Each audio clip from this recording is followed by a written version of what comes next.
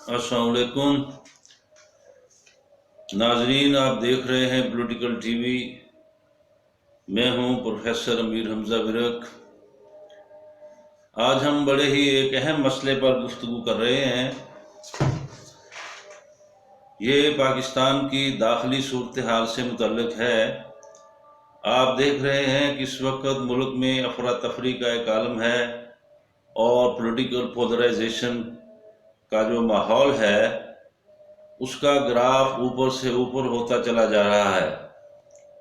ایک جلسہ گجرانوالہ میں ہوا اور پھر کراچی میں ہوا، اب تیسرا جلسہ 25 اکتوبر کو کوئٹہ میں ہونے جا رہا ہے، اور سرکاری وزراء اور سرکاری مشینری جو ہے وہ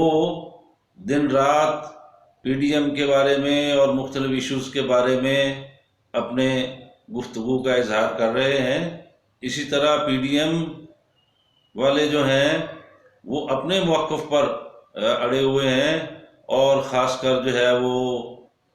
صفدر اعوان کی گرفتاری اور ڈرامائی رہائی اور یہ جو سارا ماحول ہے اس سے بہت سارے سوالوں نے جنم لیا ہے، اور جو سرکاری میڈیا پر اور غیر سرکاری میڈیا پر اور جو حکومتی ترجمان ہیں ان کی ساری اس گفتگو سے جو ہاہاکار مچی ہوئی ہے، اس سے سب سے پہلا سوال تو یہ پیدا ہوتا ہے کہ کیا نواز شریف نے ریڈ لائن عبور کر لی ہے؟ اور جس طرح جرنیلوں کے نام لیے گئے اور جس طرح ان کی مداخلت کو پہلی بار پاکستان کی تاریخ میں جو ہے وہ اس طرح بیان کیا گیا، تو اس سے یہ سوال پیدا ہو رہا ہے اور وزراء یہ دعوے کر رہے ہیں کہ ہم نواز شریف کو واپس لا کر جیل میں ڈال دیں گے، یہ کر دیں گے، وہ کر دیں گے۔ تو آج کا ہمارا ٹاپک یہی ہے کہ کیا ہوگا اگر نواز شریف نے ریڈ لائن عبور کر لی ہے یا نہیں کر لی۔ تو اس سارے جو اندرونی سیناریو ہے اس پر آج ہم گفتگو کر رہے ہیں۔ تو سب سے پہلی بات تو یہ ہے کہ پاکستان ایک جدید نو آبادیاتی ریاست ہے، اور جدید نو آبادیاتی ریاست ہونے کا مطلب یہ ہے کہ پاکستان کچھ معاملات میں اپنے اقتدار اعلیٰ سے محروم ہے، اور پاکستان عالمی سرمایہ داری کے چیمپئن اور عالمی سرمایہ داری کے سرخیل امریکی سامراج کے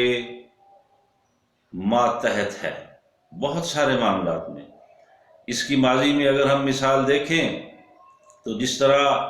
70-72 سال سے پاکستان کو امریکہ نے اپنے مفادات کے لیے استعمال کیا، اس کی تاریخ میں کوئی مثال نہیں ملتی، اور اسی سلسلے میں اپنے مفادات کے استعمال کرنے کے لیے یہاں حکومتیں امریکہ کی مرضی سے آتی ہیں اور امریکہ کی مرضی سے جاتی ہیں۔ اگر ہم ماضی قریب کی 2 مثالیں دیکھیں کہ کیسے ضیاء الحق کو جو ہے وہ فوج سے جو ہے وہ چیف مارشل ایڈمنسٹریٹر بنوایا گیا اور مارشل لا جو ہے وہ نافذ کیا گیا، چونکہ امریکہ یہ طے کر چکا تھا کہ بھئی ہم نے افغانستان کے اندر جو ہے وہ یہ ساری لڑائی لڑنی ہے، اور امریکہ کے اندر بھی جو پاور کے نیوکلیس ہیں وہ کوئی ایک نہیں ہے، 3 نیوکلیس ہیں، 3 مرکز ہیں امریکہ میں طاقت کے۔ ایک طاقت کا مرکز سی آئی اے ہے، ایک طاقت کا مرکز پینٹاگون ہے، اور ایک امریکن ایڈمنسٹریشن ہے اور پریزیڈنٹ ہے۔ تو یہ تینوں مراکز جو ہیں جب ایک جگہ امریکی مفادات کے تحفظ کے لیے اکٹھے ہوتے ہیں تو پھر اس وقت بنیادی فیصلے ہوتے ہیں۔ تو اسی طرح پاکستان میں جب افغانستان کے اندر ایک جہادی کیفیت پیدا کرنی تھی اور سوویت یونین کے خلاف ایک اسلام کو سیاسی نعرے کے طور پر استعمال کرنا تھا، تو پھر ایک ضیاء الحق کی شکل کا جرنیل لایا گیا۔ پھر جب وہاں سے انہی طالبان کو اور انہی مجاہدین کو جب دہشت گرد ڈکلیئر کرنا تھا تو پھر ایک نیم سیکولر قسم کا جو جرنیل تھا پرویز مشرف، اس کی شکل میں جو ہے وہ یہاں پر لا کر بٹھا دیا گیا۔ ٹھیک ہے، اندرونی تضادات بھی ہوتے ہیں،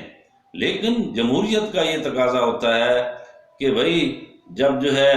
وہ اگر کوئی ووٹ شوٹ لے کے آ گیا ہے تو اس کو اس کا عرصہ جو ہے وہ پورا کرنے دیا جائے. یہ ایک پریشر جو ہے یہ بلڈ ہو گیا ہے پاکستان میں. لیکن جو اندرونی صورتحال ہے، امریکہ ایک سامراجی ریاست ہے، پاکستان ایک سرمایہ دار ریاست ہے، اور سرمایہ دارانہ نظام کے تحفظ کے لیے جہاں سرمایہ دار سیاسی جماعتیں کام کرتی ہیں اور بہت سارے ریاست کے ادارے کام کرتے ہیں، چونکہ ریاست سرمایہ دارانہ ہے اس وقت، تو فوج بھی اس ریاست کے سرمایہ دارانہ نظام کے تحفظ کے لیے آخری جو ہے وہ ایک لڑائی جو ہے وہ اس کے ذمے ہوتی ہے. لیکن وہاں تک بات جو ہے وہ اکثر نہیں جاتی. تو اس لیے پاکستان میں اس وقت جو ساری صورتحال پیدا ہو رہی ہے اس کے بہت سارے پہلو ہیں. ایک پہلو تو میں نے آپ کو بتایا کہ جدید نوآبادیاتی نظام ہے. جدید نوآبادیاتی نظام کے اسی تقاضے کے تحت نواز شریف کو سی پیک کے حوالے سے سزا دی گئی. اس سے پہلے نواز شریف کو ایٹمی دھماکوں کی اور مختلف ایشوز کے اوپر جو معاملات چلتے رہے اس کی سزا دی گئی. اگر جسم میں اندرونی بیماری نہ ہو تو بیرونی جراثیم حملے نہیں کر سکتے. تو اس لیے پاکستانی ریاست کے اندر جو اندرونی تضادات ہیں وہ بڑے اہم ہیں. کیا اسٹیبلشمنٹ تقسیم نہیں ہے؟ یہ بھی ایک سوال ہے. اسٹیبلشمنٹ کے اندر جو مفادات ہیں اس کے اوپر کیا لڑائی جھگڑا نہیں ہے؟ سی پیک ایک بنیادی ایشو ہے، کیا اس کے اوپر جھگڑا نہیں ہے؟ اس کے اوپر جھگڑا ہے کہ یہ ٹھیکے کون لے گا، یہ بڑی بڑی سڑکیں بن رہی ہیں، پاور ہاؤس بن رہے ہیں، یہ ہو رہا ہے وہ ہو رہا ہے. تو اس ساری چیزوں کے اوپر جب ایک جدید نوآبادیاتی ریاست میں جھگڑے ہوتے ہیں تو جو حکمران طبقات ہوتے ہیں ان کے اندر تضادات شارپ ہو جاتے ہیں، تیز تر ہو جاتے ہیں. تو حکمرانی جو ہے وہ اسٹیبلشمنٹ اور سیاستدانوں میں تقسیم ہوئی ہے، کوئی ایک پاور سینٹر نہیں ہے. سول ایڈمنسٹریشن یا پارلیمنٹ ایک کمزور پاور سینٹر ہے، اسٹیبلشمنٹ ایک مضبوط پاور سینٹر ہے، اور تاریخ کے مختلف اوقات میں سیاسی جماعتیں اور عدلیہ یہ سب جو ہیں وہ اسٹیبلشمنٹ کے لیے استعمال ہوتی رہی ہیں، اور اسٹیبلشمنٹ اپنی طاقت سے اپنے مفادات بھی پورے کرتی رہی ہے اور عالمی طاقتوں کے مفادات بھی پورے کرتی رہی ہے. تو اس وقت جہاں نواز شریف صاحب جو ہیں وہ جس لیول پر وہ اب چلے گئے ہیں، اس سے ایک سوال یہ پیدا ہوا ہے کہ کیا نواز شریف کے پیچھے امریکہ ہے نمبر 1، یا کیا نواز شریف کے پیچھے چین ہے نمبر 2، نمبر 3 کیا نواز شریف کے پیچھے سعودی عربیہ ہے؟ یہ 3 اگر پاور سینٹر جو ہمیشہ پاکستان کے ساتھ ان کے تعلقات بڑے مثالی رہے ہیں، اب ان میں سے چین کو نکال دیا جائے، کیونکہ چین کبھی بھی، چین کی تاریخ میں آج تک کوئی ایک واقعہ ایسا نہیں ہوا، اور پاکستان کی تاریخ میں بھی، کہ کبھی چین نے پاکستان یا کسی اور ملک کے اندرونی معاملات میں مداخلت کی ہو. تو اب امریکہ ہے اور سعودی عربیہ ہے. دوسرا، کیا اسٹیبلشمنٹ تقسیم ہے؟ اس کے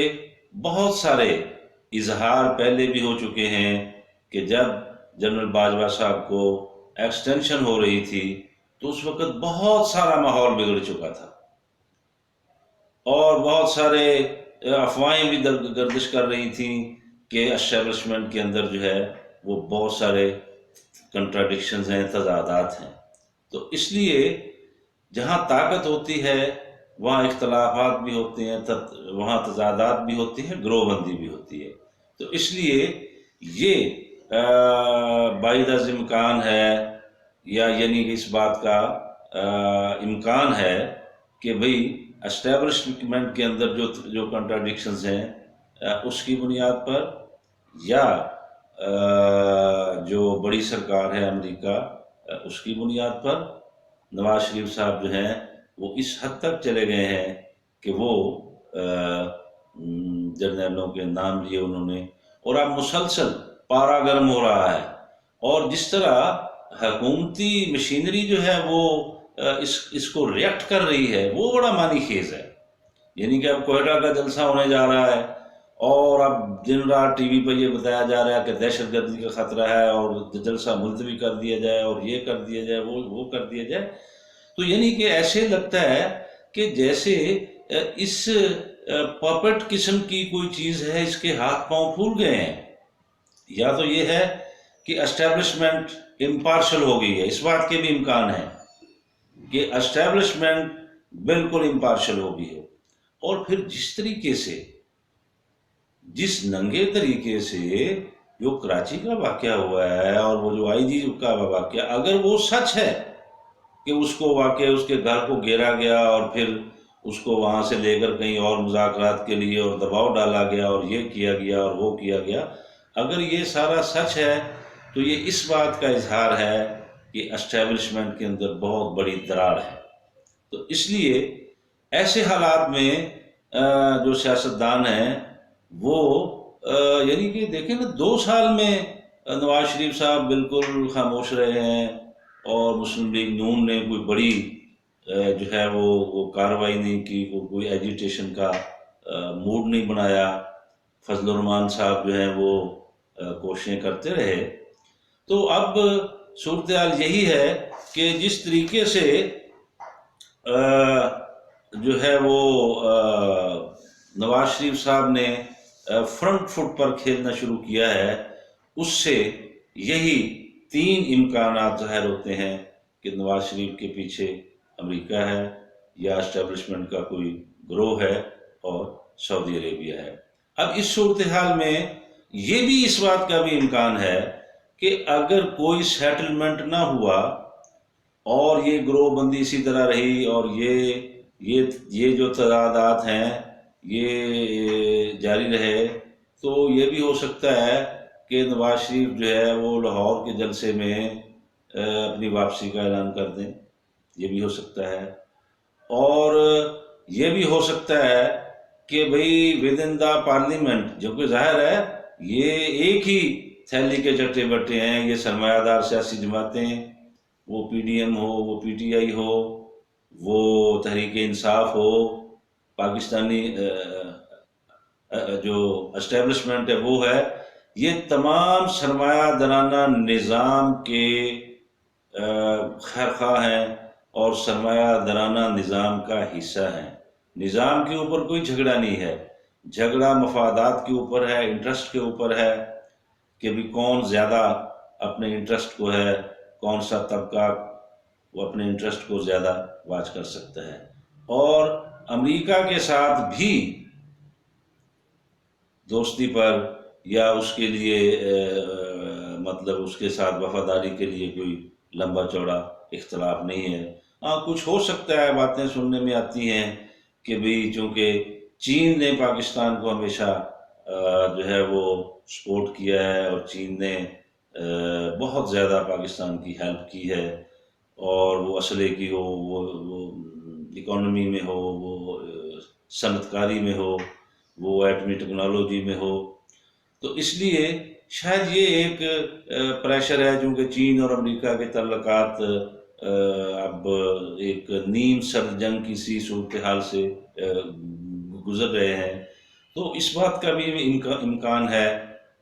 کہ حکمرانوں کے اندر کوئی ایسا گروہ موجود ہو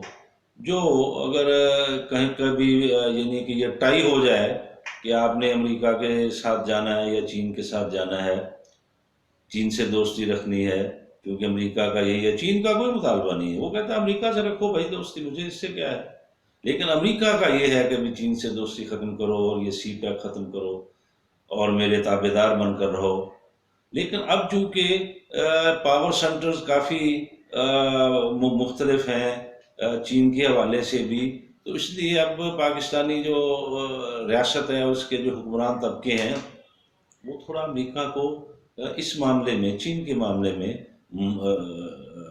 ریزسٹ کرتے ہیں۔ تو اس لیے یعنی کہ آج کی گفتگو کے حوالے سے ہیں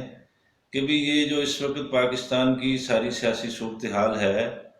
اس میں جو امکانات نظر آ رہے ہیں کہ بھئی یہ بھی ہو سکتا ہے کہ بھی 2-2.5 سال ہونے والے ہیں اس حکومت کو، کہ کوئی اس بحران کا حل یہ نکالا جائے کہ ملک میں مڈ ٹرم الیکشن ہو جائے۔ دوسرا امکان یہ بھی ہو سکتا ہے کہ بھی پارلیمنٹ کے اندر جو ہے وہ کوئی جو قانونی طریقے سے کوئی چینج ہے وہ وقوع پذیر ہو جائے۔ اس کے علاوہ جو ہے وہ کوئی اور مجھے نہیں لگتا کہ بھئی کوئی ملک میں مارشل لا کی کوئی صورت ہو یا کوئی ایسی چیز ہو۔ بہرحال یہ بات اپنی جگہ پر طے ہے کہ نواز شریف صاحب جو فرنٹ فٹ پر کھیل رہے ہیں، تو اس میں جو امکانات ہیں کہ یا تو امریکی اسٹیبلشمنٹ جو ہے اس نے کوئی اشارہ دیا ہے ان کو، یا سعودی عربیہ کی ان کو حمایت حاصل ہے، یا پھر اسٹیبلشمنٹ کا کے اندر جو ایک تگڑا دھڑا ہے اس کی سپورٹ بھی ان کو حاصل ہو سکتی ہے۔